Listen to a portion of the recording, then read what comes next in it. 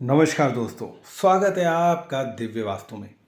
दोस्तों, बहुत सारे लोग हमसे पूछते हैं कि आखिरकार वास्तु होता क्या है, वास्तु का मतलब क्या है। और आप सबका ये जानना और समझना बहुत ज़रूरी है, क्योंकि इतनी बड़ी भारतीय सनातन वैज्ञानिक विधि का सभी लोगों को पता लगना चाहिए, ताकि इसके महत्व को हम जान सकें और फिर इसके अंदर जो शक्ति है उससे हम बहुत बड़ा लाभ ले सकें। तो देखिए, शुरुआत करते हैं। आप बहुत सिंपल तरीके से जानते हैं, हम सबको बचपन से ही सिखाया गया है कि चार दिशाएं होती हैं: पूर्व, पश्चिम, उत्तर और दक्षिण। ये चार दिशाएं बेसिक दिशाएं हैं। हर दिशा की अपनी एक अलग एनर्जी होती है, उसकी एक अलग फीलिंग्स होती हैं, और वही एनर्जी आपको शक्तिशाली बनाती है अगर वो एक साथ एक जगह पर संतुलित हो। और साथ ही साथ इनके चार कोने भी होते हैं, इसके बारे में हम बाद में चर्चा करेंगे। अब हम आते हैं कि किस प्रकार से एनर्जियाँ काम करती हैं।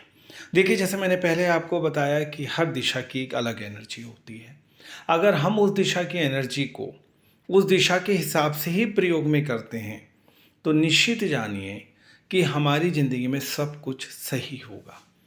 वो एनर्जियाँ हमारी पकड़ में होंगी, उन एनर्जियों की शक्ति हमारे अंदर होगी, और उस वजह से जो हमारी बेसिक समस्याएं होती हैं, स्वास्थ्य से संबंधित, पैसे से संबंधित, घर में मन मुटाव ना हो, हमें सामाजिक फेम मिले, और हम अच्छी और शांतिपूर्ण जिंदगी जिएं, वो सब कुछ हमें जब मिलता है जब हम चारों दिशाओं की शक्तियों को बैलेंस कर लेते हैं ब्रह्म केंद्र में, जो कि किसी भी जगह का, यानी कि आपके पास कोई मंदिर है या फिर आपका मकान है या फैक्ट्री है, उसके बीच का सेंटर होता है।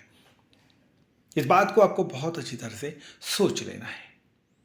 तो जब हम चारों दिशाओं को संतुलित करते हैं, और ये हम मानते हैं, जैसे कि हमारे वास्तु पुरुष में लिखा हुआ है कि किस दिशा में क्या चीज़ नहीं होनी चाहिए जिसका दुष्प्रभाव पड़ता है, और किस दिशा में क्या चीज़ होनी चाहिए, उससे उस चीज़ की बहुत ज़्यादा शक्ति बढ़ जाती है जो हमारे ही काम आती है।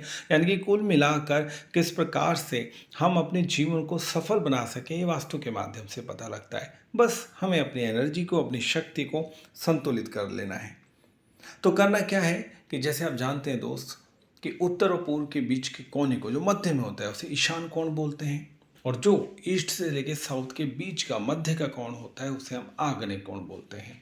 जो साउथ से लेके वेस्ट के बीच का कोण होता है, एक उसे नैऋत्य कोण बोलते हैं। और जो वेस्ट से लेकर और उत्तर तक होता है, उसे हम वायव्य कोण बोलते हैं, और बीच को हम ब्रह्म केंद्र बोलते हैं।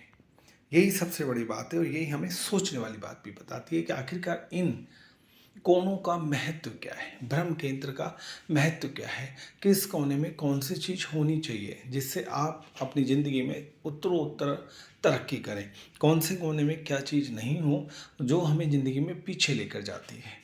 और अगर वो चीज़ हैं, अगर वो चीज़ें रिमूव हो सकती हैं तो रिमूव करें। हम जब भी कभी मकान बनाते हैं तो उससे पहले ज़रूर कंसल्ट कर लें वास्तु सलाहकार से, ताकि वो पहले से ही चीज़ों को व्यवस्थित कर ले। इतना पैसा जब हम मकान में खर्च करते हैं तो निश्चित रूप से हमें कुछ खर्चा वास्तु के ऊपर भी करना ही चाहिए मेरे दोस्तों। साथ ही साथ अगर बाई द वे वो चीज़ें टूट नहीं सकती हैं, कोई बात नहीं, तो फिर कुछ रेमेडियाँ होती हैं जो हमें करनी होती हैं। उन रेमेडियों के माध्यम से हम उनका प्रभाव 80% तक कम कर सकते हैं और एक अच्छी ज़िंदगी की तरफ जा सकते हैं। आप खुद भी देखते हैं, किसी जगह पर आपको बहुत अच्छा लगता है, वो चीज़ें आपके अंदर नहीं जाती हैं, बट उनकी एनर्जी आपको महसूस होती है। उसी प्रकार से किसी जगह पर बैठकर आपको अच्छा नहीं लगता है, वो चीज़ भी आपके अंदर नहीं जाती है, लेकिन वहाँ से निकलने वाली नेगेटिव वाइब्स आपको पूरी तरीके से प्रभावित करती हैं, और आपको लगता है कि आप वहाँ से उठकर चले जाएं। और ये आपके साथ पूरी ज़िंदगी में होता ही रहता है। लेकिन घर पर आने के बावजूद आपको अगर वही नेगेटिव शक्तियाँ महसूस हों, तो फिर आपके लिए जीवन में आगे कठिनाइयाँ आनी लग जाती हैं, और ये कठिनाइयाँ बड़ी परेशान करती हैं आपके जीवन को। इसलिए अपने घर का वास्तु सबसे पहले सही करना चाहिए। उसके बाद जहाँ आप कॉमर्शियल कॉम्प्लेक्स में उसका करें, आपकी कोई फैक्ट्री है तो उसका करें, आप किसी ऑफिस में बैठते हैं तो आप उसका वास्तु सही करें।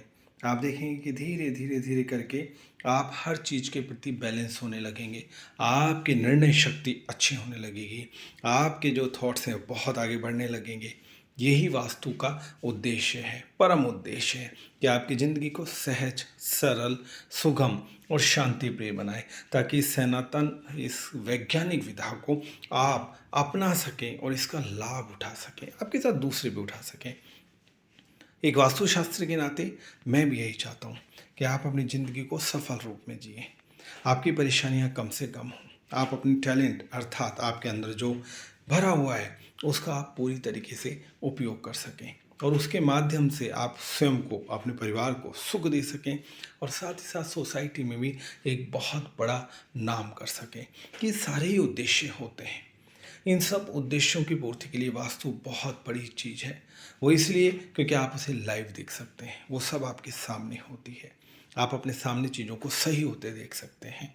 बस आपको कुछ चीज़ें इधर से उधर करनी है, जो नहीं होनी चाहिए उन्हें हटा देना है, फिर देखें वास्तु आपके जीवन में अमृत को घोल देगा।